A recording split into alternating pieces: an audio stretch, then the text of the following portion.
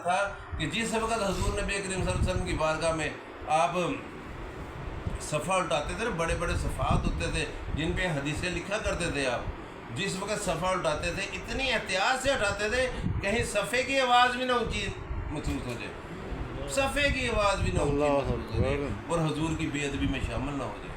हज़रत इमाम मालिक ने कीमती घोड़े रखे हुए थे, उन कीमती घोड़ों के बावजूद मदीने शरीफ में नंगे पाँव फिरते थे। तो इमाम शाफी ने पूछा कि आपके इतनी इतनी कीमती घोड़े हैं, आप नंगे पाँव क्यों फिरते हैं? तो आपने फरमाया मैं नहीं चाहता जिस जगह पे हुजूर नबी करीम सल्लल्लाहु अलैहि वसल्लम की ज़ात गिरामी के कदम लगे हों मैं उस जगह को अपने घोड़ों से रोंदूँ। सुभान अल्लाह। मैं इसको पसंद नहीं करता। हज़रत इमाम मालिक जब हुजूर मदीने शरीफ में फिरते थे तो अपने बटन खोल लिया करते थे, बटन खोल लिया करते थे। जब बटन खोलते थे तो लोगों ने पूछा आप यहाँ बटन खोल के क्यों फिरते हैं? तो उन्होंने फरमाया कि मैं इसलिए बटन खोलता हूँ शायद कोई मिट्टी का ज़र्रा ऐसा हो जो हुजूर नबी करीम सल्लल्लाहु अलैहि वसल्लम के कदम से लगा हो वो मेरे सीने से लगे, सुभान अल्लाह, इसलिए खोलते थे वो बटन। ये हज़रत इमाम मालिक है। फिर हुजूर नबी करीम सल्लल्लाहु अलैहि वसल्लम के यानी कि हज़रत इमाम मालिक जिस वक्त भी आपको रफ़ा हाजत होती थी आप मदीने की बॉर्डर पे चले जाते थे जहाँ मदीने की सरहद थी यानी कि शहर ख़त्म होता था, उस जगह पे साइड पे पर्दे में बैठ के आप रफ़ा हाजत किया। उनसे पूछा कि आप ऐसा क्यों करते हैं? आपने फरमाया कि मैं इसलिए ऐसा करता हूँ, एक कदम मदीने शरीफ की हदूद में रखते थे, एक कदम दूसरी हदूद में रखते थे। आप कहते हैं कि मैं इसलिए ऐसा करता हूँ अल्लाह ना करे मुझे मौत आ जाए, अगर अल्लाह करे मुझे मौत आ जाए तो मैं इधर अपने आप मदीने शरीफ में, वरना मैं नहीं चाहता कि मेरा जो हाजत रफ़ा हाजत के लिए जो मैं आया हूँ जो गंदगी है वो मदीने शरीफ में है मैं दूसरी तरफ जाएगी। ये हज़रत इमाम मालिक का अदब था हुजूर नबी करीम सल्लल्लाहु अलैहि वसल्लम की ज़ात गिरामी के साथ। इसी तरह हुजूर नबी करीम सल्लल्लाहु अलैहि वसल्लम के साथ वसाल होता है जो मेंबर हुजूर मेंबर के तीसरे स्टेप पे खुतबा दिया करते थे तो ऊपर वाले पे हज़रत सदीक़ अकबर आए दूसरे पे आ गए, हज़रत उमर फ़ारूक आए पहले पे आ गए, तीनों ने एक दूसरे का अदब किया, हुजूर का अदब किया।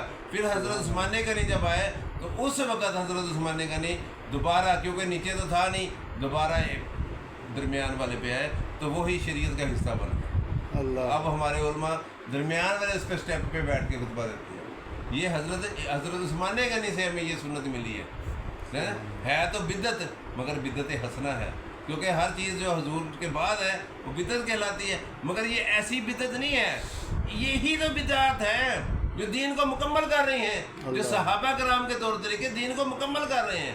दीन सिर्फ अल्लाह ताला के अहकामात का नाम नहीं है, अल्लाह ताला के अहकामात का नाम भी है, मोहब्बत रसूल का नाम भी है, हुजूर की सीरत का नाम भी है, हुजूर की हदीस का नाम भी है, सहाबा के अक़वाल और सहाबा के तर्ज़ ज़िंदगी का नाम भी दीन है बेशक। तो ये चीज़ें मोहब्बत रसूल। हज़रत शेख सादी रहमतुल्लाह अलैह एक मरतबा अपने साथियों के साथ खड़े थे तो ऊपर चीलें उड़ रही थी, हवा में चीलें उड़ रही थी, चीलों को देख के एहतियातन खड़े हो गए, फौरी खड़े हो गए, हाथ बांध लिए।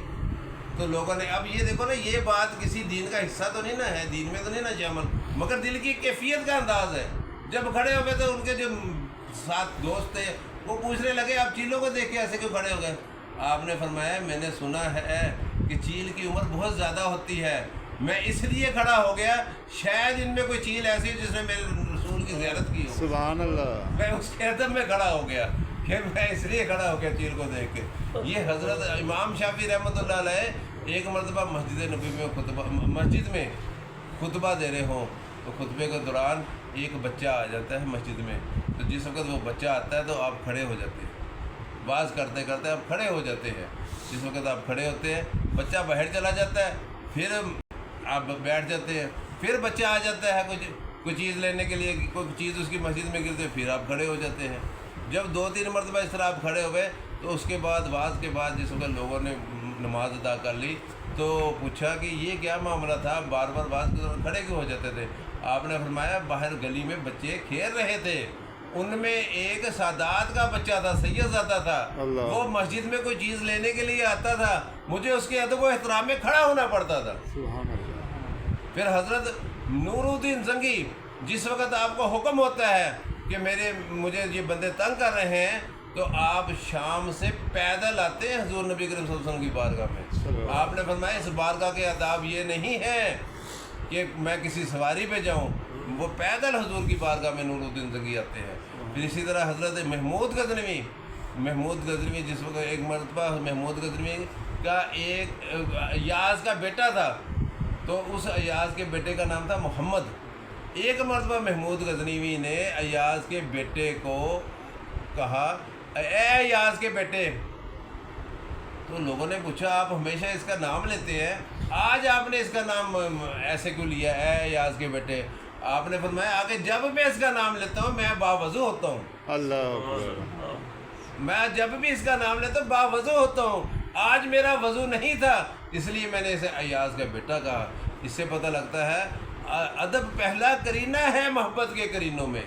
اگر ادب نہیں ہے از خدا من لا ادب لہو لا دین لہو لا ایمان لہو، جس کے پاس ادب نہیں ہے اس کے پاس نہ دین ہے نہ ایمان ہے۔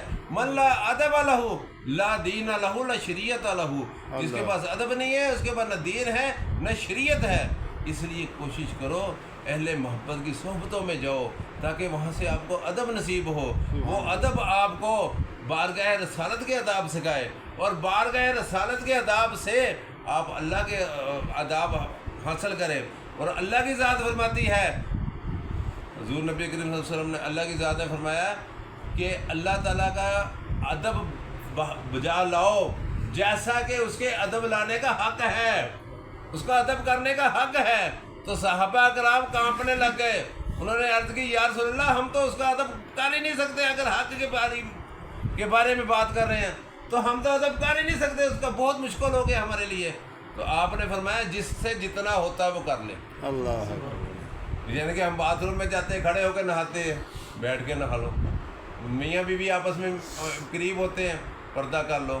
اللہ تعالیٰ کے حقوق اللہ تو آپ کو دیکھ رہا ہے نا، پھر اگر آپ کوئی غلطی کرتے ہیں تو کم از کم اللہ کے جہاں سے نکل جاؤ، نہیں نکلتا تو غلطی سے بچ جاؤ۔